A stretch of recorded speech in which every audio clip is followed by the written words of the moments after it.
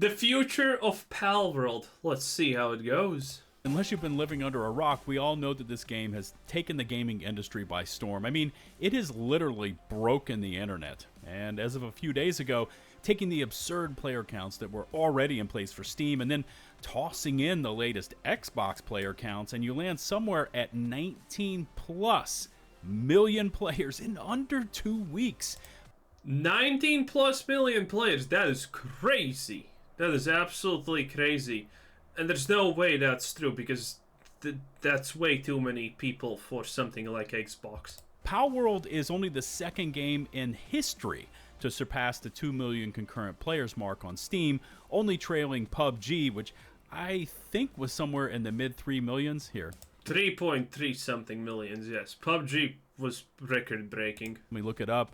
Yeah, it was at 3.257 million. Now, studios throw massive parties when concurrent player counts are, over 100,000 players, and we're talking about major AAA studios with big-time budgets that would put on a party if they could hit those player counts, and along comes Pocket Pair with a budget of 6.7 million US bucks, and wham, it pops off like nothing we've ever seen.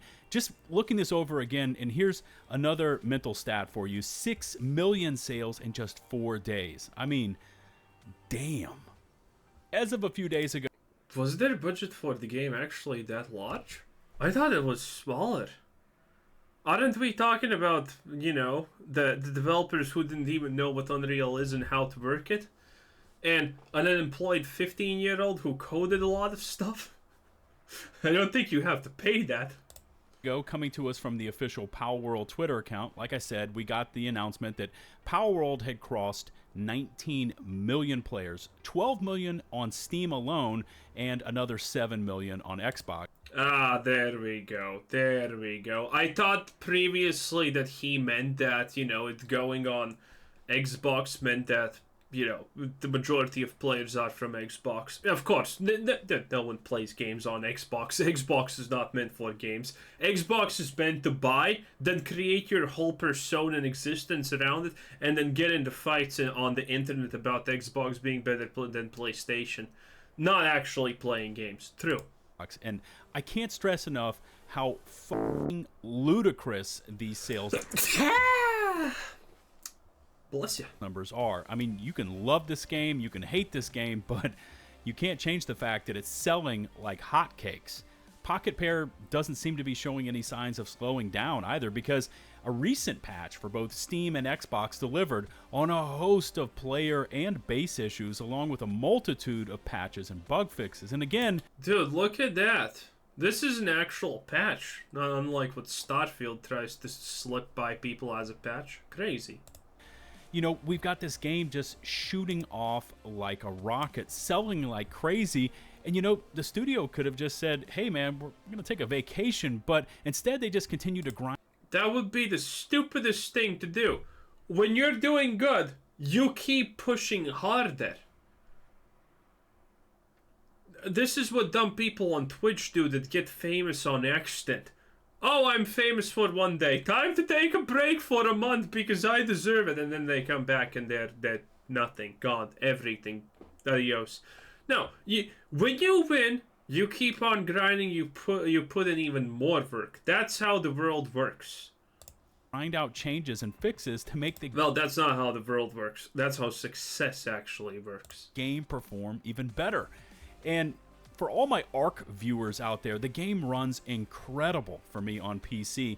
I'm maxed out in full ultra settings, playing in 4K, and I've capped the frame rate at around 120 FPS, and I am frequently pegged at that number. Now granted, yes, it has a lot less going on in the surroundings than ARC Ascended, but damn, the difference... It still looks good.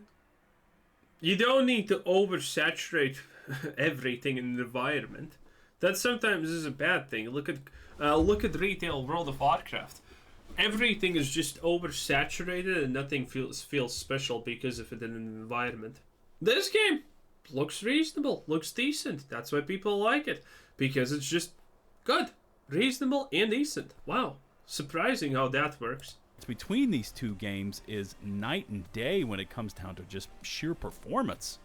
But now, are they gonna, I wonder, deal with the issue that people actually don't like when the pals evolve and become like human-like-ish? Because that kind of ruins it. I wonder if they're gonna do something with that, because yeah, these things evolve and start looking human, and that kind of throws people off, because it's, yeah, I don't know. I mean, Digimon, yes, but you know, in Digimon, your dinosaur evolves into a Gatling gun laser refrigerator. It's different. But now let's take a look at the main event, because Pocket Pair's CEO has been making headlines of his own, joking that the server fees alone could bankrupt the studio after it spends $478,000 to, quote, never let the service go down no matter what. That is a lot, but well, it is how it works. That's why, by the way, a lot of stuff does have microtransaction, because the server fees are no joke unless you run your own servers. But for that, you need infrastructure that these guys obviously don't have. So it's still smarter to buy servers from like Amazon or something like that. But I mean, so 5 mil, let's say 5 mil in a year, they still have made over 200 million in sales, right? I think something like that.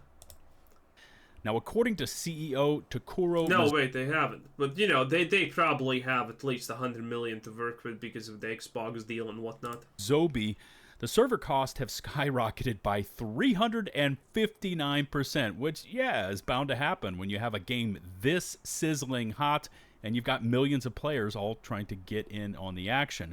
Google Translate brings back his comments as, wait, maybe they'll go bankrupt due to server fees? I think he was just saying that in jest. We also saw the lead Palworld network engineer vowing to fight to the bitter end, following the order to never let the service go down no matter what. These guys are serious about this.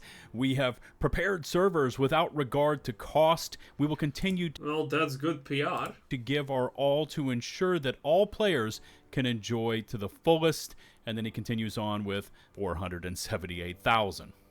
Which, if they continue to run at these rates, will cost the company nearly $6 million to keep everyone enjoying Palworld. Why just not have an offline mode, though? That's that's my question. Why not have an offline mode in that case? Where you get a server just on your machine. Who cares if people can cheat on it? Bro, if you're gonna play single-player Palworld and cheat on it, that's on you. That's your choice. Not a huge deal, right? And maybe 6 mil sounds like a lot, and yeah, it is. But to put this in perspective, Palworld has surpassed Cyberpunk 2077, Hogwarts Legacy, and Elden Ring to become the biggest Steam launch in history. And just take a second to kind of absorb that. Pokemon with guns, which to someone that has been spending a lot of time recently with Ark would argue it's actually leaning much more heavily into Ark than it is Pokemon. And Ark players just like to flatter themselves. Ark players just like to flabbergast themselves a lot. It is what it is. I can immediately see all the similarities, but, you know, back to it. Pokemon with guns has passed 2077, Hogwarts, and Elden Ring. I'm speechless because we're seeing what is basically a once-in-a-lifetime gaming phenomena. And all of this despite the buzz surrounding the Pokemon company reportedly looking into Palworld, which I think at this point has kind of run its course and passed out of sight. Nintendo is known in the industry to be one of, if not the most, litigious companies known to mankind. They hit everyone with strikes and DMCAs, and if they wanted to erase Palworld, they would sick their legal hounds on them, and that would be that. None of that has happened yet, so probably good news there. There was also some pretty rough growing pains when Pocket Pair flipped the Palworld on Switch, especially when it came down to server stability. But, you know, it was quickly corrected, allegedly due to an internal directive from Pocket Pair to maintain server stability without consideration for the expense. And what a complete reversal from what we as gamers are kind of used to seeing in this day and age of games as a service, cost-cutting measures, etc., etc. You know, all I can say is this game doesn't play like I'm on a Nitrado server, and Ark survivors know exactly what I'm talking about here. And finally, on the Xbox front, Microsoft has said it will provide support to Pocket Pair to, quote, enable dedicated servers, which is great news for them, especially since it should help shoulder the burden of that. Well, considering everything that Microsoft has invested game-wise has absolutely went up in flames, I mean, yeah, they're probably interested in something that people like. So, yeah, they're probably really keen on that, actually. Insane monthly server bill. It may even be a really lucrative deal in general for Palworld to do that, because again, Microsoft's probably pretty desperate in actually having a game that people want to play on Xbox. They are currently handling solo. Xbox can see that having Palworld on their platform is beneficial and has also pledged help with GPU and memory optimization, along with speeding up the process. Oh no, that's Gojo. That's bad. To make Palworld updates available for players even faster on Xbox. Geez, if I ever saw those words coming out of Snail Games and Studio Wildcard about Ark, I'd probably crap my pants. Anyways, maybe that was TMI there at the end, but it's nice to see the communication and dedication being displayed by the studio well after the launch of the game. And since Ark seems to be in a bit of a rut right now, I'm going to start mixing in more Palworld here on the channel, because it really is scratching that survival game itch, at least for me. Remember to hit subscribe and ring the notification. That's nice. Anyway, that was Lieutenant Buzz Lightyear. It is what it be. And Palworld's still doing pretty good, obviously. Man, and they're updating pretty fast. Palworld is not going anywhere at this rate. It possibly will just get bigger, because they're doing the obvious thing, right? They're fixing bugs, fixing issues that people want, and putting it out as fast as possible, because this is what you should be doing. I don't understand the companies that are like, oh, people are leaving our game because it's unplayable because of this bug. Well, we can't just fix one bug. We're gonna wait a month or two and release a 3 bug fix patch instead of a 1 bug fix patch. Yeah. That's so stupid. Why do developers do that? These guys are just fixing bugs, and you can bet they have people who are fixing the bugs and people who are making the new stuff that's going to implement the new bugs. And that new stuff is probably going to be pretty big and interesting and amazing. So yeah, Palworld, looking hot. Looking still absolutely as hot as it comes. Anyway, this was Quizzer saying thanks for watching. Subscribe if you haven't already, and have a nice day. Bye-bye.